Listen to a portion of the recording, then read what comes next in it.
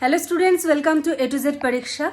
তো আজকে তোমাদের সঙ্গে তোমাদের একটা প্রশ্নের উত্তর দিতে এসেছি। সেটা হলো, তোমরা অনেকেই আমাকে জিজ্ঞেস করেছো যে WBPSC অ্যাসিস্ট্যান্ট মাস্টার আর মিস্ট্রেসের যে সিলেবাসটা চেঞ্জ হওয়ার কথা আছে বা সিলেবাসে কিছু পরিবর্তন হবে, সেটা আদৌ হবে কি না, এটা নিয়ে অনেকের মধ্যে অনেক কনফিউশন রয়েছে।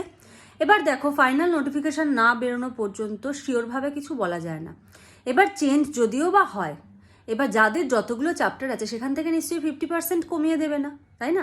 হতে পারে কিছু পয়েন্ট অ্যাড হলো, হতে পারে একই চ্যাপ্টার, মানে চ্যাপ্টার নাম্বারটা একই থাকলো কিন্তু তার মধ্যে কিছু সংখ্যক টপিক অ্যাড হলো, এটা হতে পারে।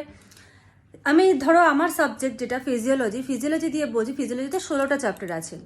এবার এই নয় যে WBPSC স্ট্যান্ডার্ডের একটা অ্যাসিস্ট্যান্ট টিচার যখন রিক্রুটমেন্ট হবে সেখানে 16টা চ্যাপ্টার থেকে কমিয়ে সেটাকে 10টা কি 8টা চ্যাপ্টার করে দেবে, কারণ WBCS অপশনাল ফিজিওলজিতেও কিন্তু সেম 16 চ্যাপ্টারই রয়েছে এবং তার থেকে অনেক বেশি সিলেবাস কিন্তু এই WBPSCর যে এক্সাম সেখানে কিন্তু রয়েছে। এবার হ্যাঁ, হতে পারে কিছু পয়েন্ট অ্যাড হলো, হতে পারে একটা দুটো পয়েন্ট এলিমিনেট হলো, বা এলিমিনেট হওয়ার সম্ভাবনা কম, অ্যাড হওয়ার সম্ভাবনাই বেশি, এইটা হয়তো হতে পারে। এবার তোমাদের কি করতে হবে, তোমাদের হলো সময় থাকতে থাকতে যে চ্যাপ্টার কটা রয়েছে এই চ্যাপ্টার কটা কিন্তু আগে কমপ্লিট করে ফেলতে হবে, ঠিক আছে?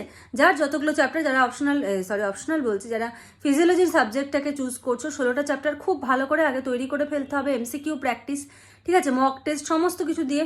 তারপর যখন ফাইনাল নোটিফিকেশনটা বেরোবে তখন যদি বলে যে না, তোমাদের এখানে সিলেবাস চেঞ্জ হবে, তোমাদের কিছু পরিবর্তন ঘটবে, তখন সেখানে তুমি সেই টপিক যেগুলো এক্সট্রা থাকবে সেগুলো সেই সময় তৈরি করে নাও।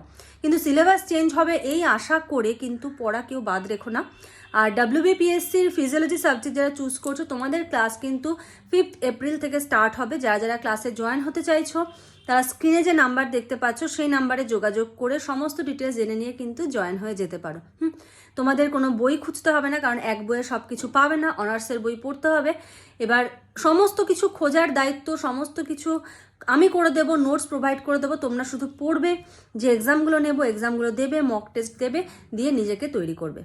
তো এটাই বলার ছিল যে সিলেবাস চেঞ্জ হবে কি হবে না এই নিয়ে টেনশনে থেকো না, মন দিয়ে পড়ো, খুব ভালো করে প্রিপারেশন নাও, খুব ভালো করে কিন্তু সিলেবাসটা আগে কমপ্লিট করো যেটা তোমার কাছে এখন প্রেজেন্ট রয়েছে।